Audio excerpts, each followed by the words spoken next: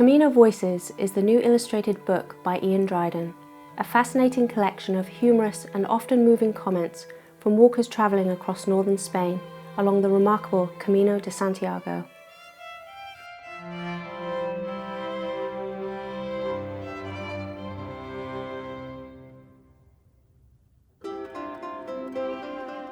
Hello, my name's Iain Dryden. I've just published a book called Camino Voices.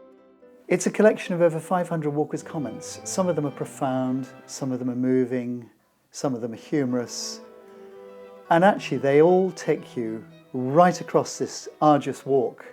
You start off and the journey is very physical. It then transpires into a mental journey where you're fighting yourself. And then finally, you get the reward, a sort of spiritual or a profound development within yourself. And this comes over in the walkers' comments.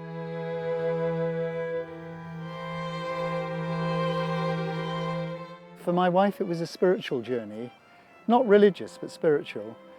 And I wasn't so enamoured by it because I've always gone off into mountains on my own with a tent. So the idea of a very overpopulated walk where you're staying in auberges where there's 100 of you or so in a room didn't appeal at all.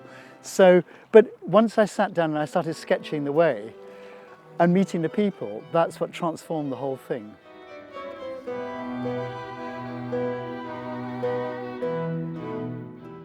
I met my wife after a week and she was completely stoned out. She had started off as this sort of woman doing a long walk to occupy her retirement. And after a week, she was just this spaced out teenager. It was great.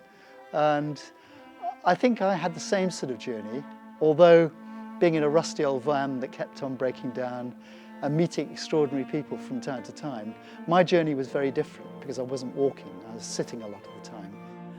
I've stitched the whole thing together with my own observations, very brief, and then illustrations. I would sit and I'd sketch a view and people come and sit next to me because I often had a beret on. I had a crutch next to me and then they'd see me just doing whatever it was, the view, the church, the people, and they'd be curious and they'd gradually open up and tell me all sorts of things about their lives. I met bankers, a jailer, a couple of criminals. I met a soldier who was on the run. I'm not saying which country from or who he was. I met teachers, road sweepers, people from Brazil, Korea, Japan, software people from California, you name it, from all over the world.